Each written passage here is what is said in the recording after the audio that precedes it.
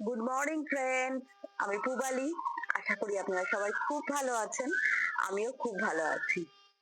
তবে এই যে হঠাৎ বৃষ্টি হচ্ছে না, তো এই বৃষ্টিতে আমাদের ছাদ বাগানের যেমন অনেক অ্যাডভান্টেজ হচ্ছে, তেমনি আবার সাথে সাথে কিন্তু কিছু ডিসঅ্যাডভান্টেজও হচ্ছে। তো প্রত্যেকটা জিনিসেরই সেটাই হয় যে অ্যাডভান্টেজ যেমন থাকে তার সাথে সাথে ডিসঅ্যাডভান্টেজও থাকে। তো এক্ষেত্রেও তার ব্যতিক্রম নয়। তো চলুন আজকে দেখা যাক যে বাগানের কি কি অ্যাডভান্টেজ হলো আর কি কি ডিসঅ্যাডভান্টেজ। তো চলুন দেরি না করে শুরু করা যাক। চলুন। তো এই হঠাৎ বৃষ্টিতে যেটা সব থেকে উপকার হয়েছে সেটা হলো, দেখুন, গাছপালাগুলো সবুজ সতেজ তো যথেষ্ট পরিমাণে ছিলই আমার বাগানে, আমি রাখার চেষ্টাও করেছি, কিন্তু সেটা তো আর্টিফিশিয়ালি, তাই না? আর এই বৃষ্টির জল পাওয়াতে ওরা আরো যেন সবুজ সতেজ হয়ে উঠেছে, আর খুশিতে দেখুন ঝলমল করছে আমার গাছপালাগুলো। এবং এটা একটা বড় অ্যাডভান্টেজ এই হঠাৎ বৃষ্টিটা হওয়ায়, এবং এটা খুব জরুরি ছিল, কারণ এই বৃষ্টিটা আবার যেই থেমে যাবে, আবার তো আস্তে আস্তে টেম্পারেচার চরমে যাওয়া শুরু হয়ে যাবে, তাই না? এই যে দেখুন আমার আমড়া গাছটা কি সুন্দর, এদিকে তো আমরা ধরা শুরু হয়েই গেছে, আর আবার দেখুন মঞ্জুরি এসে একদম ভরে গেছে, আর সেগুলোও আস্তে আস্তে ফুটতে শুরু করে দিয়েছে। হ্যাঁ, অবশ্যই, কিন্তু সেটা এই বৃষ্টির কারণেই হচ্ছে, কারণ মঞ্জুরি অনেকদিন ধরেই আসছিল কম বেশি, কিন্তু বাড়ছিল না। এবং এই দুদিনের এই বৃষ্টিতে হঠাৎ করেই এইরকম একটা চেঞ্জ চলে এলো গাছটার মধ্যে। আবার দেখুন এই যে এখানে আমি কাকরোল গাছের যে ওই টিউবারই বলুন বা ওই মূলটাই বলুন, যাই হোক, লাগিয়েছিলাম, সেটাও কিন্তু ওই লাগানোর পর থেকে প্রায় 1 মাস হয়ে গেল, একদমই নড়াচড়া করছিল না। কিন্তু এখন দেখুন কি সুন্দর গাছ বেরিয়ে যাচ্ছে, আর এই যে এখান থেকেও আবার গাছ কিন্তু বেরোনো শুরু হয়েছে, এবং পুরো জিনিসটাই আবার সতেজ হয়ে আস্তে আস্তে এই যে রেডি হওয়া শুরু হয়ে গেল। এবার আর কোনো প্রবলেম হবে না। এই যে গাছটা বেরোনোটা নিয়েই কিন্তু একটা অসুবিধা হচ্ছিল, যেটা গরমে কিছুতেই সম্ভব হয়ে উঠছিল না। প্রচুর ধরনের বীজ লাগিয়েছি আমি, একটারও পলিনেশন হচ্ছিল না।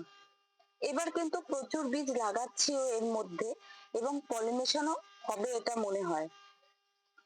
তো কারণ দেখুন আস্তে আস্তে আমাদের কিন্তু গরমের বীজ বপনই বলুন আর চারা রোপণই বলুন, তার সময় কিন্তু, সেক্ষেত্রে এই যে বীজগুলো আমি এখানে বসিয়েছিলাম এবং আপনাদের দেখাচ্ছিলাম, গাছ যদিও বা 2-4টে বেরোচ্ছিল, কিন্তু তার কোনো গ্রোথ হচ্ছিল না, আর বেশিরভাগ বীজ থেকেই কিন্তু পলিনেশন হচ্ছিলই না, হয়ওনি। এবার আমার এখনো অব্দি চিচিঙ্গে প্রচুর বীজ বসালাম, একটাও হলো না। তার সাথে শশা, উচ্ছে, কোনো তারই পলিনেশন কিন্তু হয়নি এবার এখনো, মানে যে কারণে এই গাছগুলো আমার বাগানে কিন্তু এখনো নেই।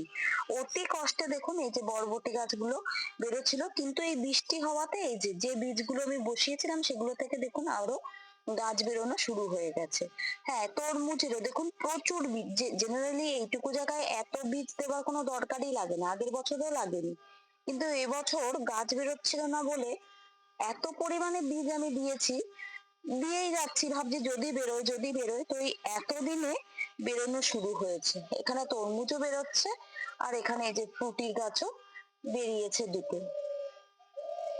তো এটা হচ্ছে একটা বড় অ্যাডভান্টেজ, কি এই বৃষ্টিতে এই মুহূর্তে আপনারা যত পারবেন বীজ বপনটা করে ফেলুন, এটা একটা খুব সুবিধা হবে। আর চারা যদি থাকে তো অবশ্যই চারাগুলোকেও শিফট করিয়ে দিন, যেখানে যেখানে বসাবেন বসিয়ে দিতে পারেন নিশ্চিন্তে।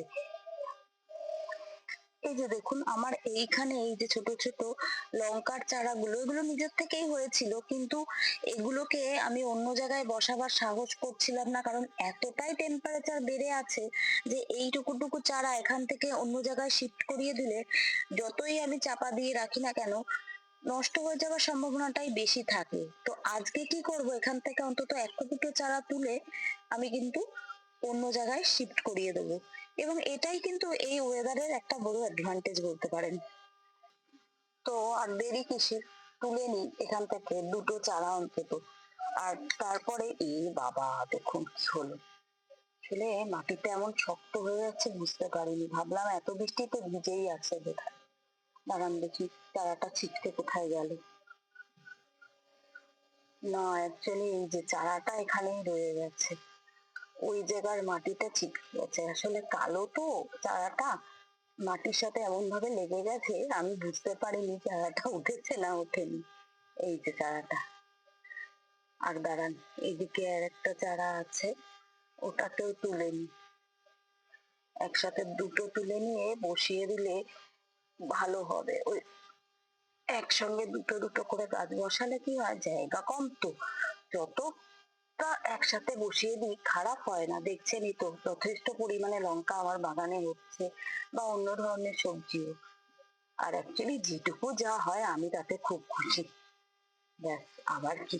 এই যে দুটো লঙ্কা চারা নিয়ে নিলাম, চলুন এবার এদেরকে বসিয়ে দেওয়া যাক। না দাঁড়ান, এই দিক থেকে আরেকটা চারা আছে, ওটাও নিয়ে নি, দাঁড়ান। এই যে তিনটে চারা নিয়ে নিলাম, চলুন এবারে তিনটে চারাকেই বসিয়ে দিই, দেখি যেরকম কি হয় না হয়, বাঁচে কিনা। এই যে এখানটায় এবার ভাবছি চারাগুলোকে বসিয়ে দেবো, এই বড় গ্রো ব্যাগটার এদিকটায়। দাঁড়ান, জায়গাটা একটু ঠিক করে নি। এই যে এখানে তো ডাঁটা শাকের বীজও বসিয়েছিলাম, দেখুন ছোট ছোট বেরিয়েছে, কিন্তু যে পরিমাণে বেরোনোর কথা ছিল এই গরমে সেটা কিন্তু হয়নি। যাই হোক, যেটুকু বেরোচ্ছে বেরোক, দরকার হলে আবার ছড়িয়ে দেওয়া যাবে, অসুবিধার কিছু নেই, বীজ আছে। তবে সে সাইড দিয়ে এই লঙ্কাগুলো যদি হয়ে যায় এই কদিনে, তাহলে একটা সুবিধে।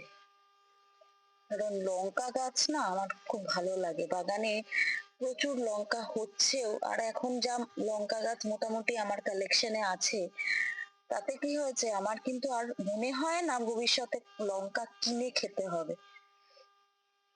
কিছু গাছ তো আবার আস্তে আস্তে নষ্ট হতে থাকবে, আর এই জন্যই আমি এই যে আবার এদেরকে বসানো শুরু করে দিয়েছি।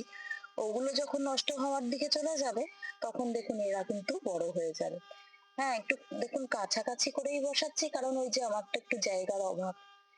এবার এরা বড় হতে হতে খুব একটা অসুবিধা হয় না। লঙ্কা গাছ আমি এরকম কাছাকাছি বসিয়ে দেখেছি, আমার কিন্তু অন্য জায়গায়ও খুব সুন্দরই হচ্ছে।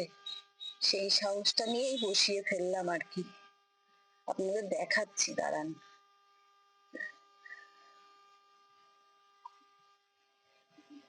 এই যে মোটামুটি কমপ্লিট হয়ে গেল লঙ্কা গাছ বসানো। আর এদিকের যদি চারাগুলো বেরোতে থাকে, যে ডাঁটা শাক, বা এখানে যে ফুটি হচ্ছে, আর জানি না এটা কি গাছ বেরিয়েছে, গাঁদা গাছ বা কসমসের কিছু একটা হতে পারে, তো দেখা যাক, যা হচ্ছে হোক। আর লঙ্কা গাছগুলো এই যে এখানটায় বসিয়ে দিলাম। এই যে দেখুন, এই যে গ্রো ব্যাগটায় এই যে লঙ্কা গাছ দেখুন, 1 2 3 4টে লঙ্কা গাছ বসানো আছে। হ্যাঁ, এগুলো চারা একদম বড় চারাই কিনে এনে বসিয়েছিলাম হাট থেকে, কিন্তু একসাথে দেখুন প্রায় কাছাকাছি বসিয়ে দিয়েছি, এবং প্রত্যেকটা গাছই কিন্তু খুব সুন্দর হচ্ছে। আর লঙ্কাও পাচ্ছি যথেষ্ট পরিমাণে। হ্যাঁ, প্রথম দিকে একটু খারাপ হয়ে গেছিল, সেটা তো আপনাদের সাথে শেয়ার করেছিলাম। তারপর ট্রিটমেন্ট করার পর এখন কিন্তু যথেষ্ট ভালো আছে, এবং খুব সুন্দর লঙ্কাও দিচ্ছে।